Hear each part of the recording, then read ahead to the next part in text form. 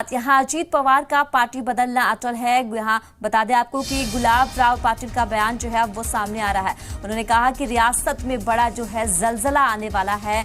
अजीत पवार पहले ही कर चुके हैं इनकार, तो एनसीपी में यही रहेंगे अजीत पवार, उन्होंने साफ क्लियर किया था। तो अब अजीत पवार का जो पार्टी बदलना है वो अटल है।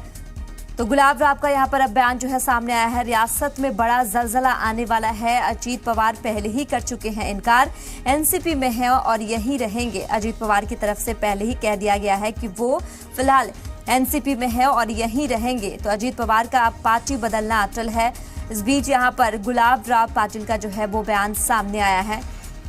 रियासत में बड़ा जलजला आने वाला है। उन्होंने कहा कि अजीत पवार पहले ही कर चुके हैं इनकार, लेकिन फिर भी यहाँ एनसीपी में है, एनसीपी में यहाँ यही रहेंगे। अजीत पवार ने इस बयान के बाद कहा कि वो एनसीपी में रहेंगे और फिलहाल जो यहाँ पर अब गुलाब राव का जो है लगातार जो है बयानबाजी देखने को मिल रहा है। उन्होंने कहा कि अजीत पवार का पार्टी बदलना जो है वो अब यहाँ अटकलते पकड़ता हुआ नजर आ रहा है। रियासत में बड़ा जो है वो जलजला आने वाला है, पाटिल की तरफ से कहा गया।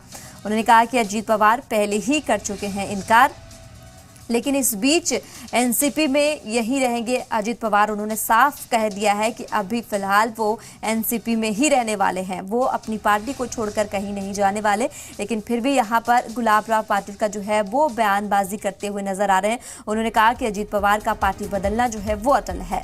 रियासत में बड़ा जलजला आने वाला है।